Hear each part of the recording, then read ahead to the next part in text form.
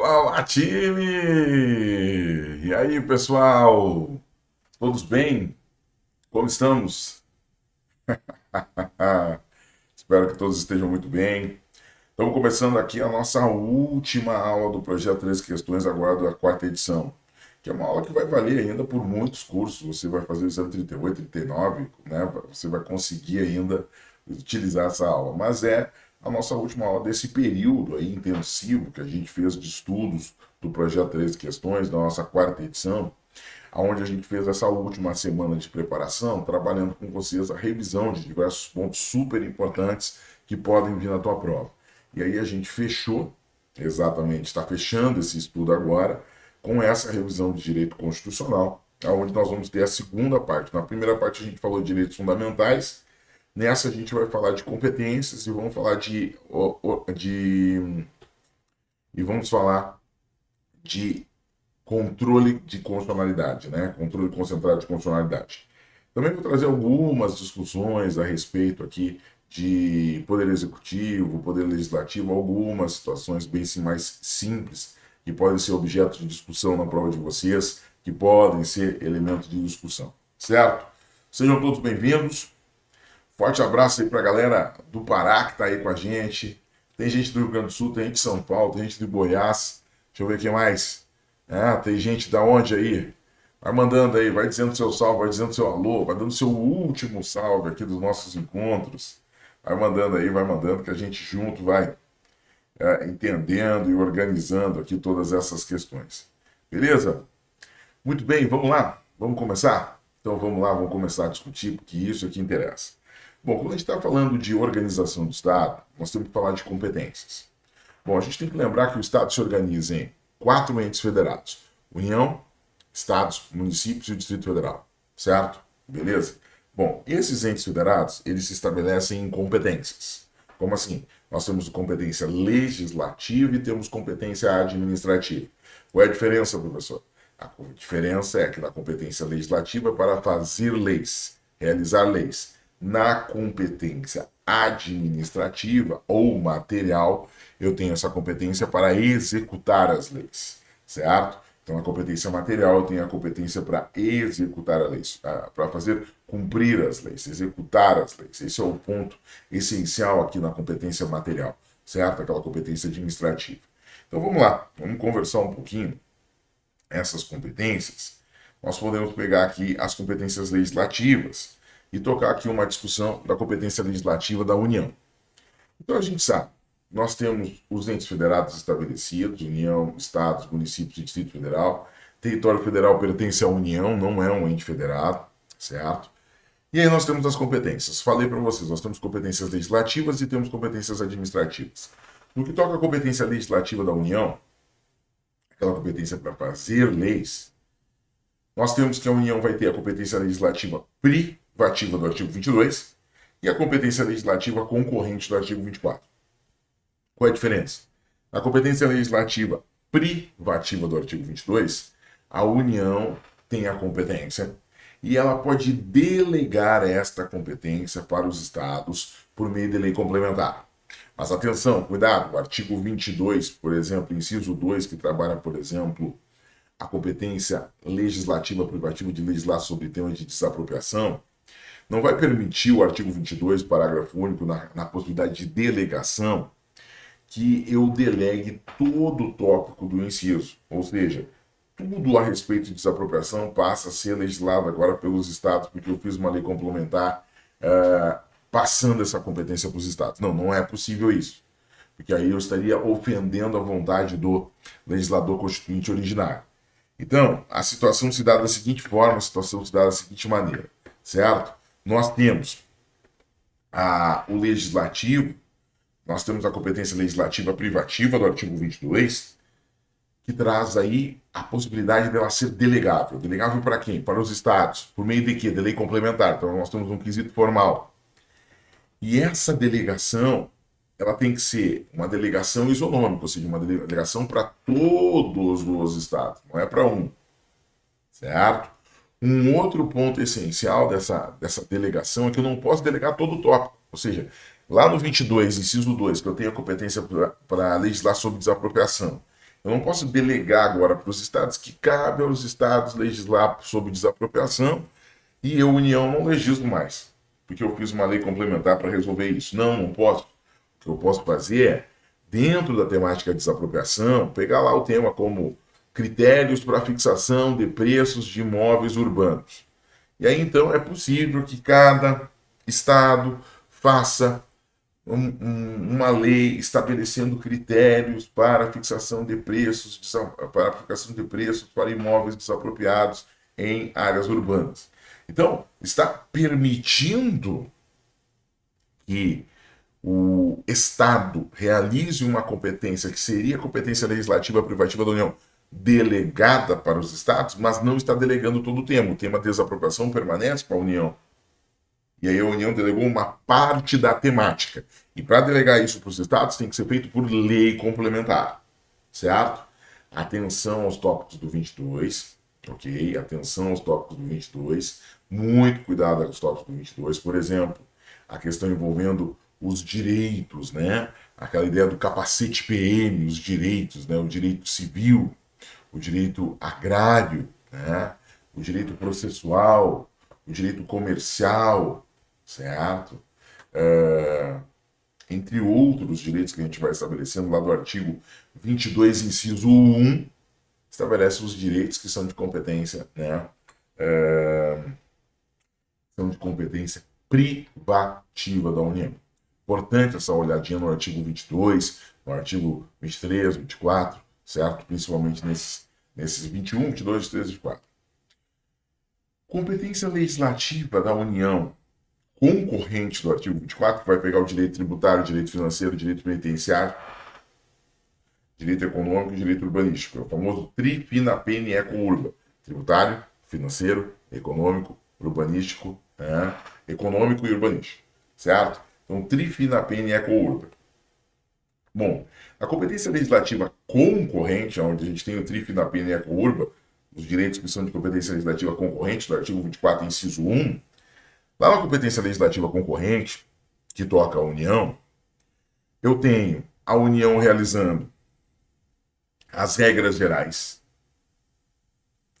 e os estados e o Distrito Federal fazendo as regras específicas. O 24, né, estabelece isso.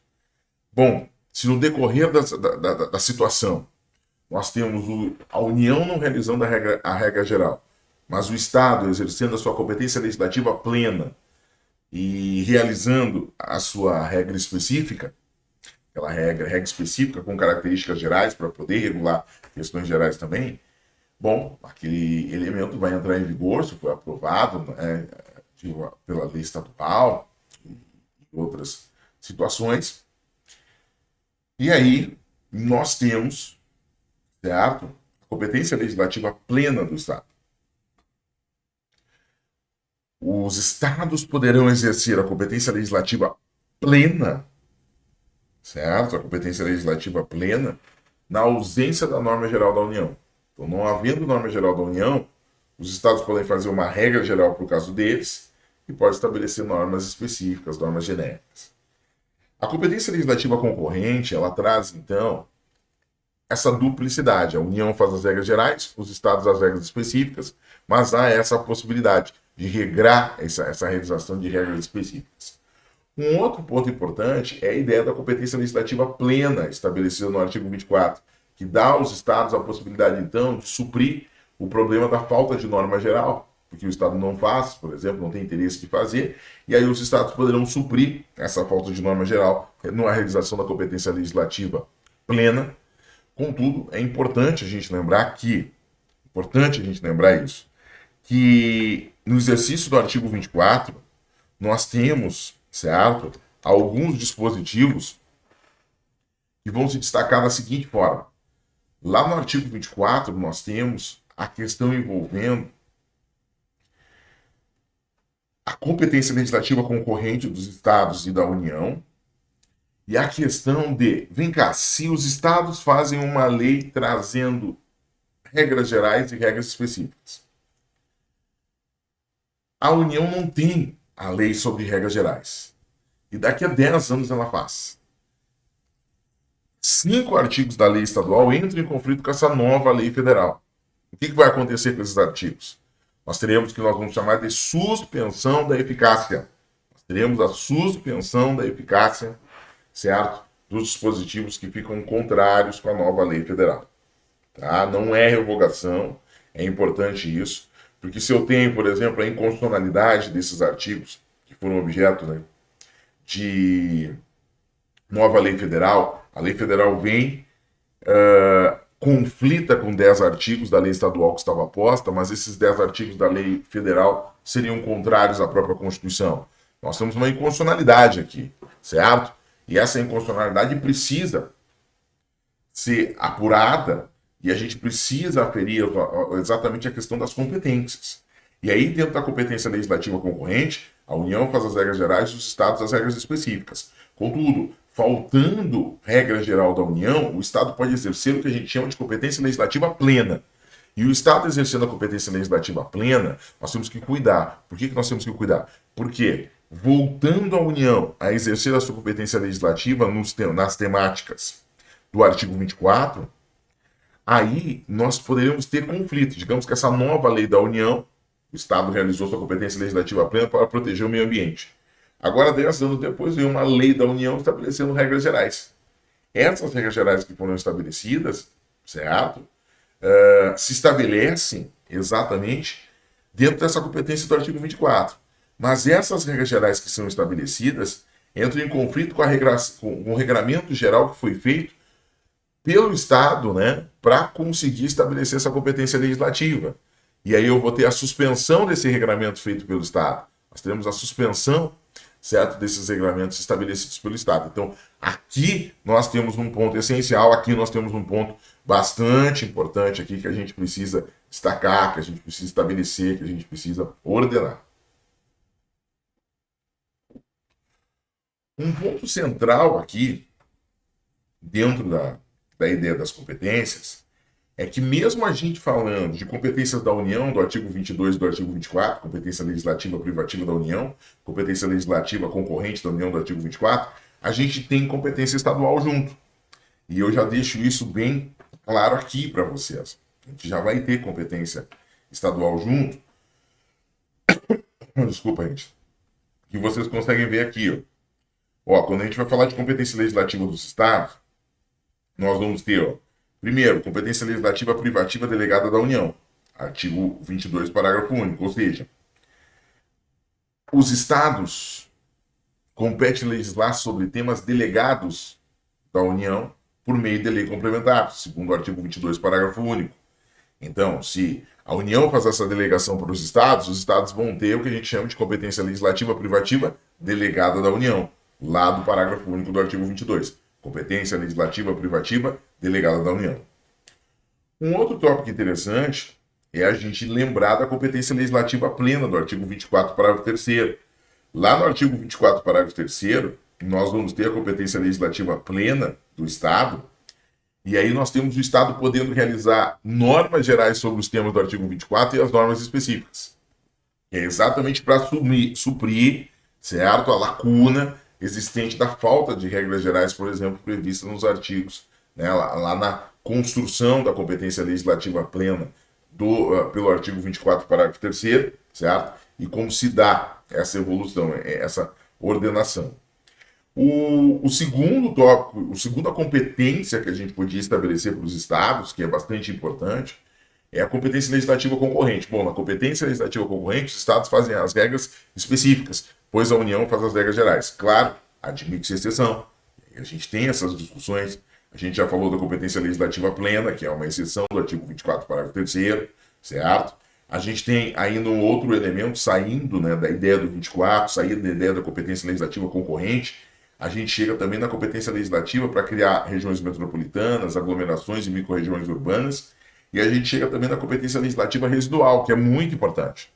O que é uma competência legislativa residual, professor Matheus? Competência legislativa residual é aquela competência que sobrou, o resíduo, certo?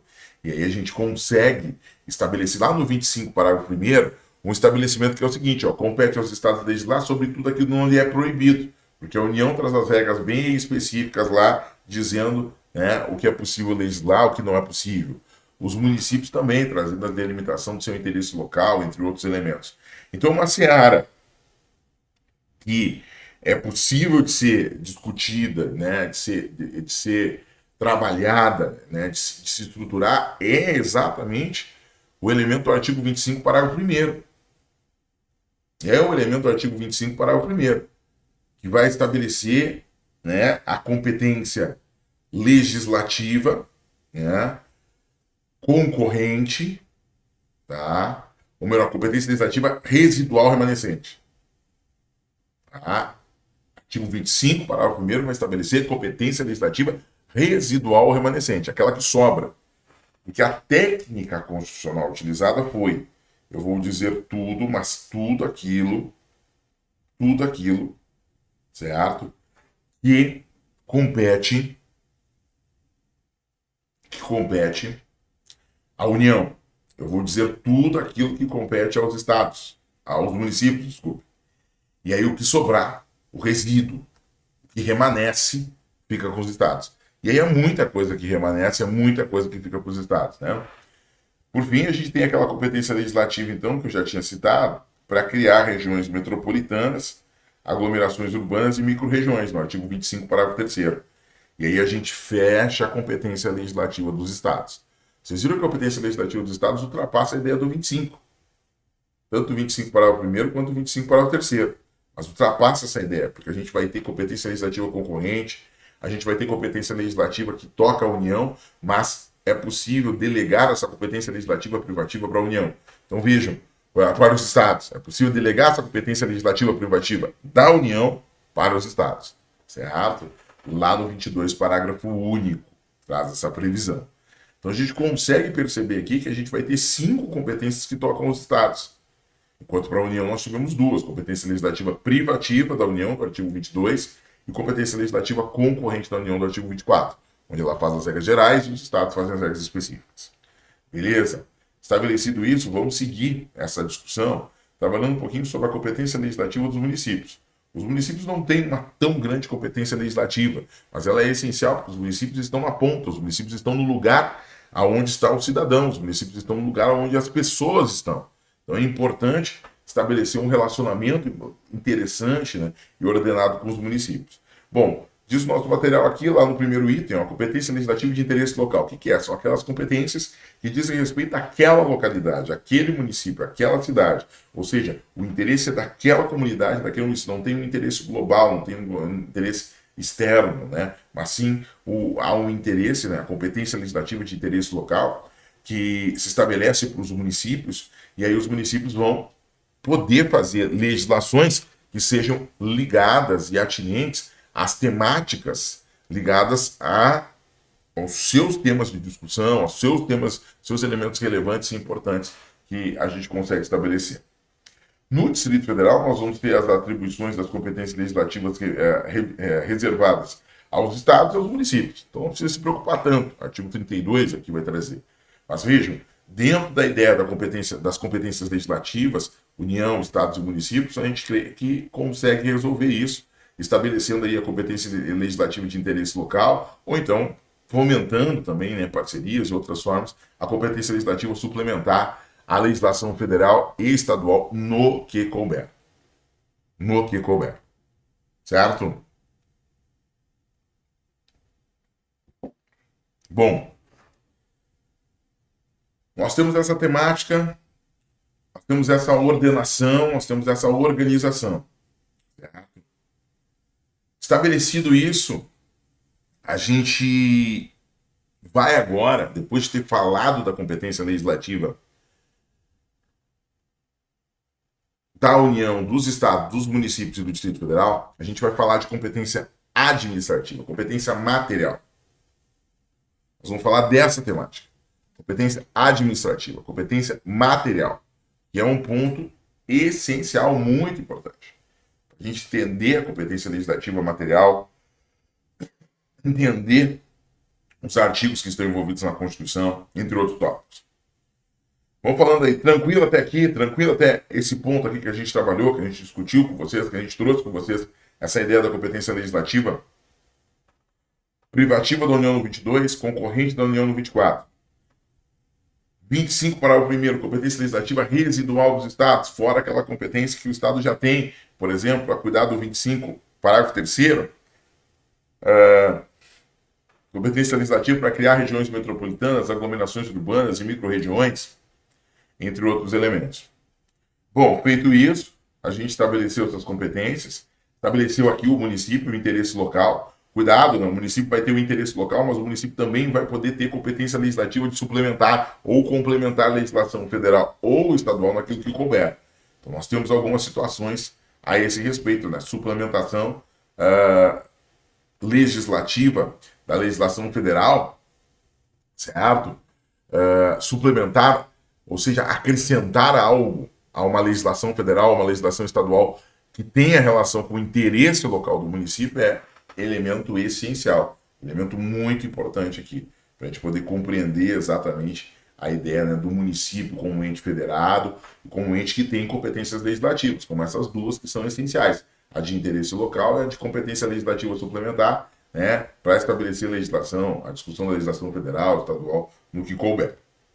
Bom, a gente entra agora, saindo da competência legislativa, a gente entra na competência administrativa, ou seja, a famosa competência material. O que faz a União, o que faz os estados, o que faz os municípios dentro da sua competência material. Bom, a competência material exclusiva, aquela competência que toca só a União, ou administrativa exclusiva, aquela competência que toca só a União, ela está prevista no artigo 21.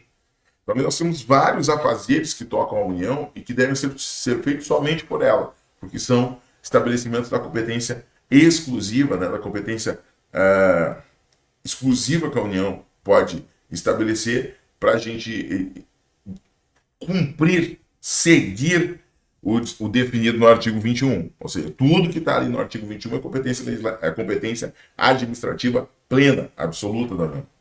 Certo? A competência comum do artigo 23, ela toca União, Estados, municípios, Distrito Federal, que todos terão competência comum, competência administrativa, competência material comum. Aqui a gente pode trazer a questão da proteção do meio ambiente. Se todo mundo tem competência material comum, certo? Ou seja, todos os entes, né, têm competência material comum, União, Estados, municípios, Distrito Federal, é importante a gente entender quais são esses elementos da competência material comum, ou seja, aonde eles estão postos, que é lá no artigo 23. E aí no artigo 23 eu tenho competência material comum que não toca só o artigo 23 ou a União, mas toca todos os demais entes federados, certo? E por isso é importante também se cuidar para conseguir reconhecer essa coletividade e poder proteger, por exemplo, o artigo 23, certo? De interpretações errôneas. Então, um outro tópico importante dentro do artigo 23, que vai estabelecer as regras de cooperação entre os entes federados, é a competência explorar diretamente ou mediante concessão ou serviços locais de gás canalizado, lá no artigo 25, parágrafo 2º, certo? Que é um ponto a se discutir, que é um ponto de se olhar, mas vejam, esse é um olhar do 25, parágrafo 1º, esse é um olhar ligado aos municípios, esse é um olhar, certo, que é importante se absorver, é importante se aferir, porque a gente tem uma discussão administrativa importante dentro da ideia da competência comum. Então vejam, municípios têm competência comum, artigo 23 da Constituição, competências administrativas, né, que tocam lá o artigo 30, inciso 3 a inciso 9. Depois, 30, inciso 1, 2, nós temos exatamente nessa competência de interesse local discussões para suplementar a legislação naquilo que couber, é outro elemento, né, estabelecido nos municípios, certo? Trazendo a ideia do artigo 23 da Constituição, mais as competências administrativas do artigo 30, inciso 3, trazendo todos esses elementos. Além disso, a gente vai conseguir trazer a competência do Distrito Federal, que vai ter uma competência material comum, lá no artigo 23, certo, da Constituição, estabelecida ali, onde todos os entes federados vão poder realizar sua competência material comum, precisando de uma lei complementar para estabelecer a cooperação entre esses entes, pode ter até outro nome, pode ter, né, ou seja, as discussões que a gente vai trazer, certo? Podem ser até um pouco diferentes, certo? Das estabelecidas. Por quê? Porque a gente tem aí a competência comum do artigo 23 e todas as demais competências administrativas advindas exatamente aqui da legislação, dos princípios constitucionais, entre outros pontos, trazendo essa ligação aqui. Veja que a competência administrativa material do artigo 30 não começa no artigo 30, inciso 1 ou 2, porque o 30, inciso 1 e 2 é legislativo. Agora, no 30, a partir do advento da legislação federal, né, a partir do advento, não da legislação federal, mas a partir do advento da lei complementar federal, desculpe, da lei complementar federal regulando o que cada ente pode fazer, como a gente tem na lei complementar 140 de 2011, que é uma lei ambiental, aí sim a gente consegue ter um ordenamento melhor, uma organização melhor, ligada exatamente, né, à estruturação da competência legislativa administrativa. Ainda coloquei os estados, competência comum do artigo 23, competência explorar diretamente, mediante concessão ou serviços de locais de gás canalizado, o artigo 25, parágrafo 2º, tá? Competência material residual. Ainda temos o município, competência comum, artigo 23, competência administrativa, artigo 30, inciso 3 a 9, e o Distrito Federal, competência comum do artigo 23 e demais competências administrativas advindas da legislação e dos princípios constitucionais. Então aqui a gente conseguiu ver a competência administrativa, a famosa competência material, e conseguimos ver também a competência legislativa, certo? Conseguimos ver a competência legislativa. Claro que para a competência legislativa ficar perfeita, eu preciso da leitura do 22, da leitura do 24, tá? E de uma leitura do 25 e do 26. Eu preciso dessa leitura para ela fechar esse entendimento geral, fechar esse entendimento bem importante. E aí a gente começa, agora, fechando a ideia da organização do Estado, falar um pouquinho de controle de constitucionalidade, certo? O que é controlar a constitucionalidade? Controlar a constitucionalidade é estabelecer que a Constituição é a nossa norma-mãe, a Constituição é a nossa norma suprema, e eu preciso respeitar a Constituição, certo? Se por algum motivo eu me entendo desrespeitado, ou fui desrespeitado, né, pelo ordenamento constitucional, dentro dessa ideia que eu acabo de trazer, eu posso levar essa discussão, inclusive, para o órgão de direitos humanos da OEA que está no Brasil, certo? Mas o controle de constitucionalidade que se põe, que se ordena, ele vai ter exatamente essa ideia da supremacia da norma constitucional. Então nós vamos ter a norma constitucional, né, se estabelecendo de forma suprema, certo?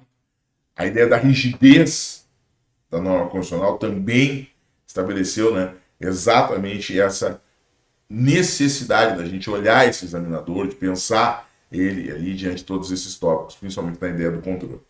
Aí eu coloquei alguns tópicos aqui interessantes, tá? Que a gente pode refletir, que a gente pode analisar, que a gente pode ordenar.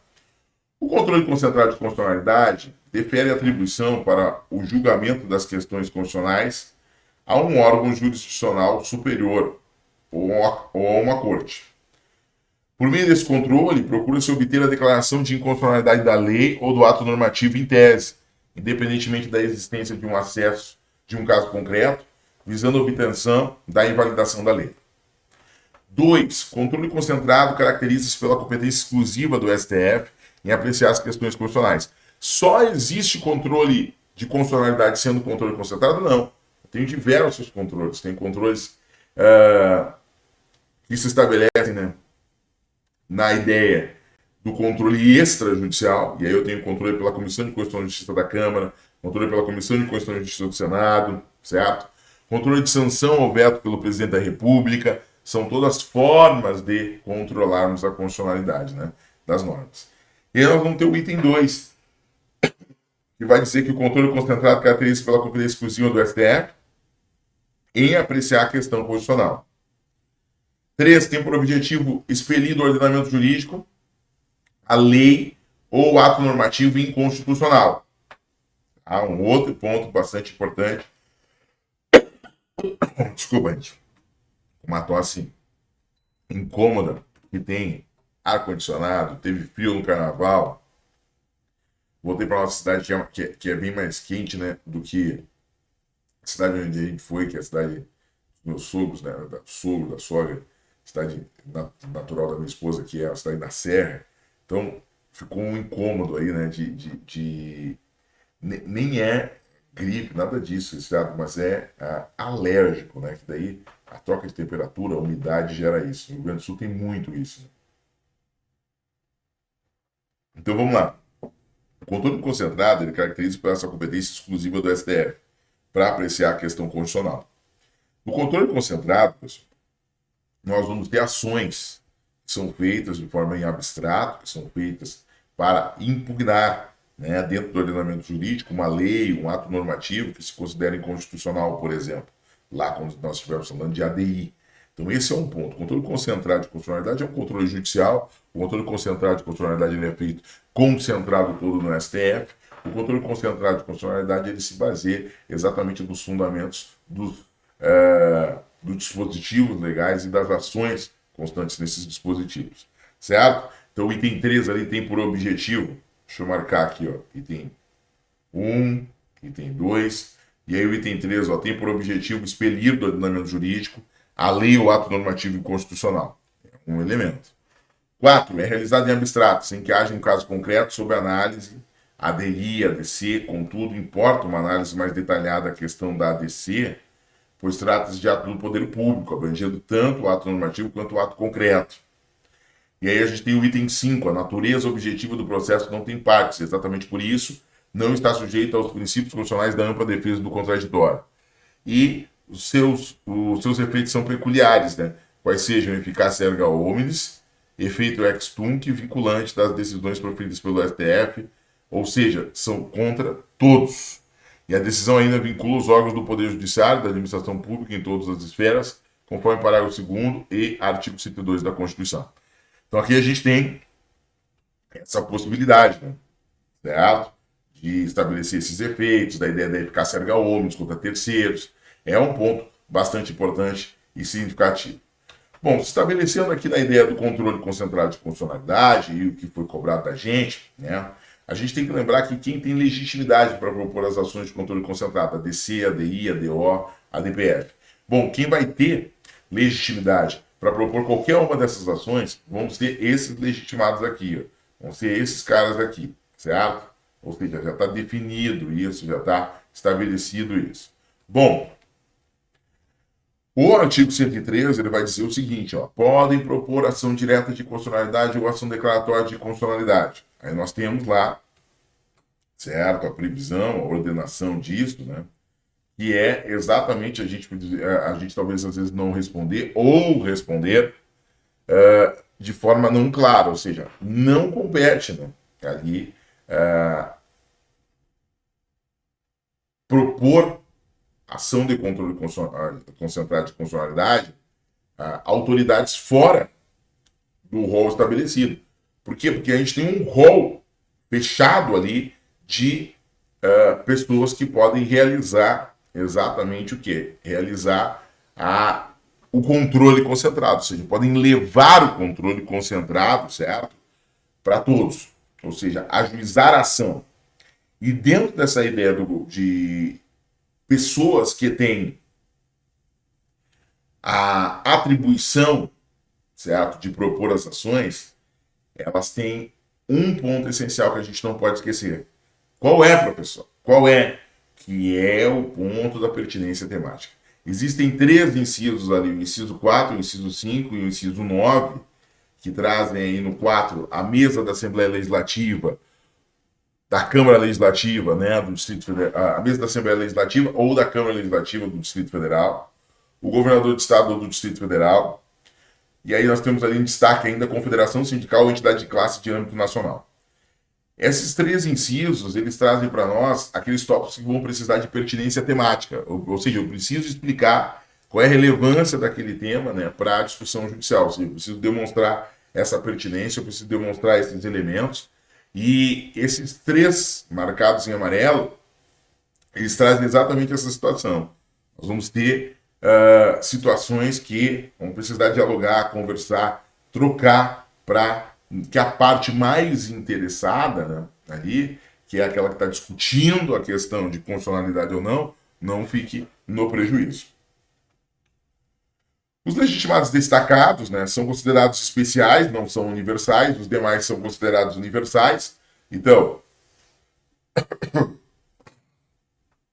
os legitimados do inciso 1, do inciso 2, do inciso 3 da Câmara dos Deputados, do inciso 6, do inciso 7, do inciso 8, todos eles, certo?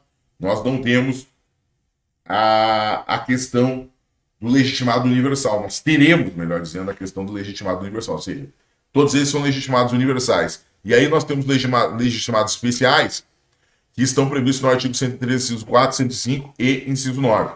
Artigo 103, inciso 4, inciso 5 e inciso 9. Certo? Então nós temos essa possibilidade.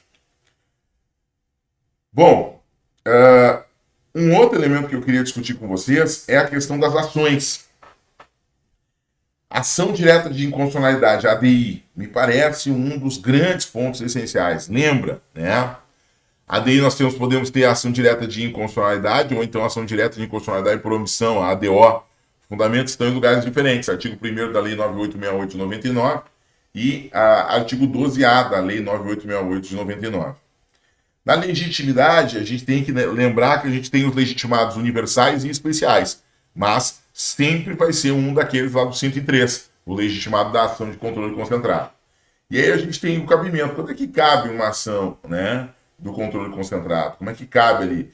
É quando eu tenho um ato normativo federal ou estadual, primário, pós-constitucional, ou seja, pós-88. Então eu preciso ter um ato normativo federal ou estadual, eu preciso ter que os atos sejam primários, certo? E preciso exatamente, né, que nós tenhamos, né, atos pós, né, as discussões, né, pós-constitucionais, né? E aí por que eu estou trazendo isso? Né?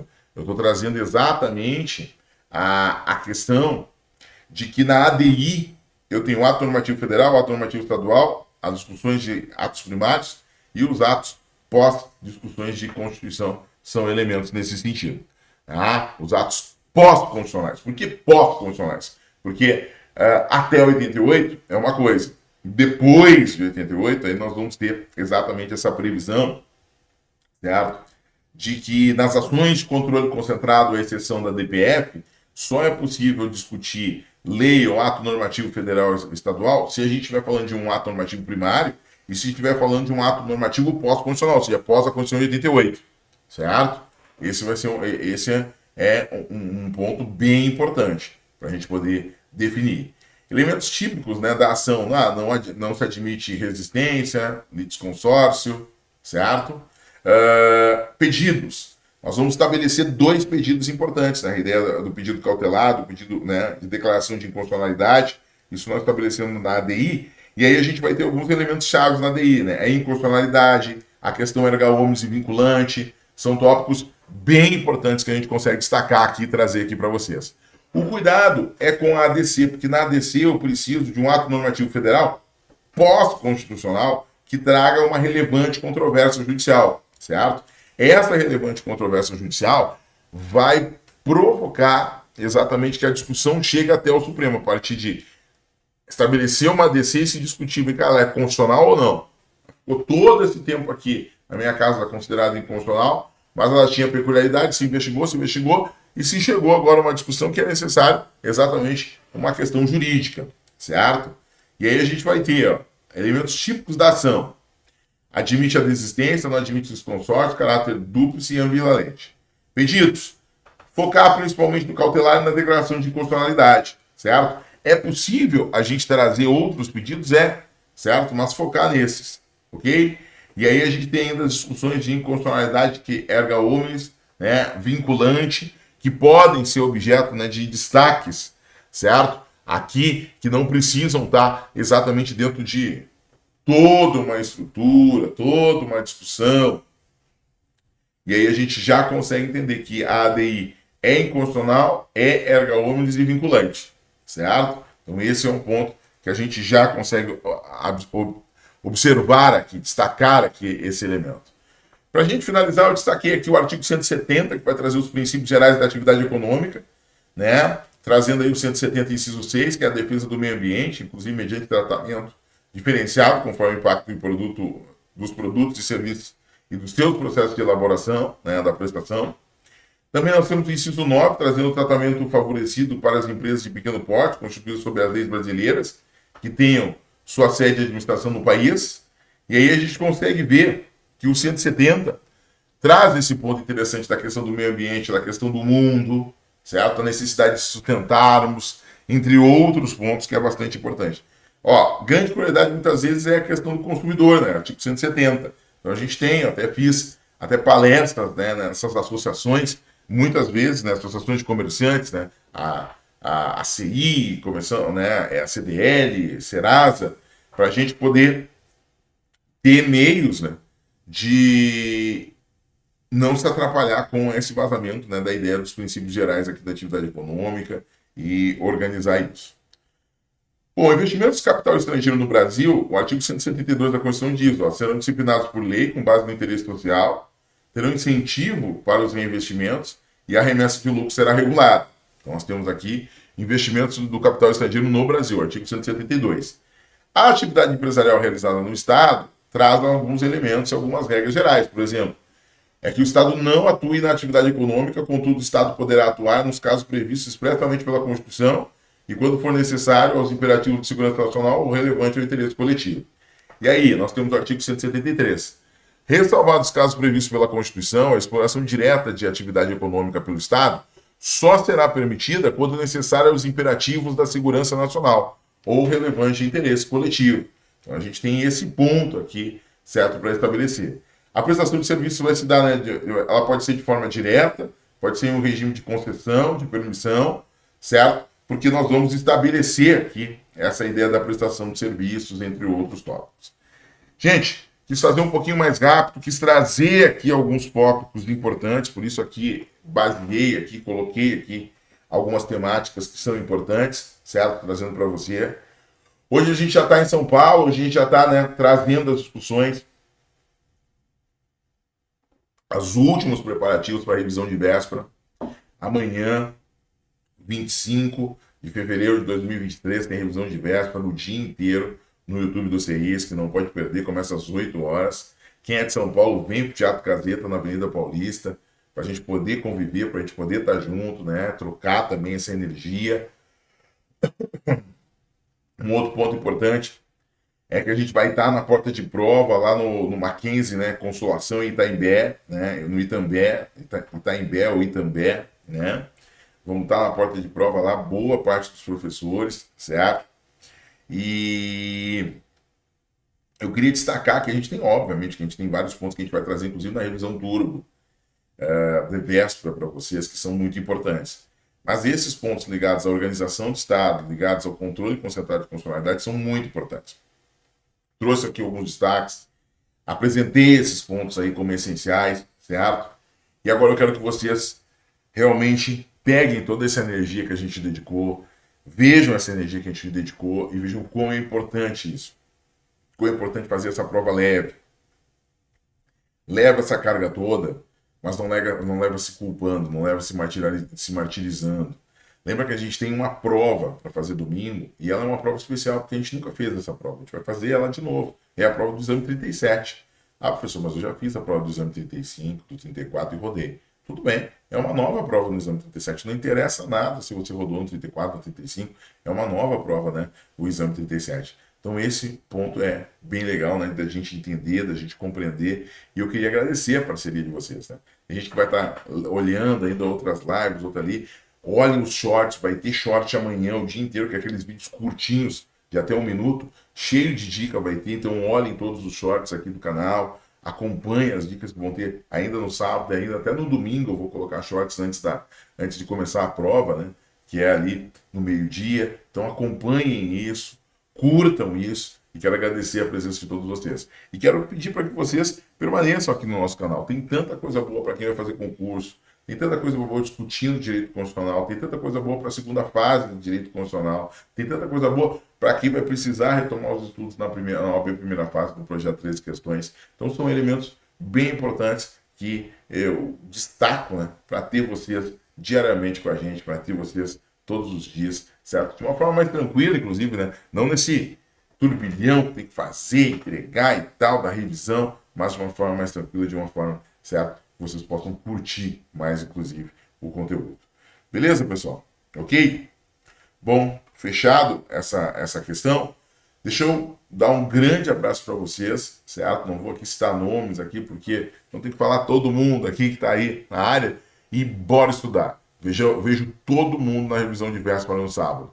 Forte abraço, pessoal. E lembra, nós estamos juntinho com vocês na busca da tua nomeação, da tua aprovação, né? Da tua aprovação no exame de ordem. Esse é o grande objetivo, a aprovação no exame de ordem. Esse é o grande foco. Beijo para vocês, forte abraço. Valeu, tchau, tchau, viu?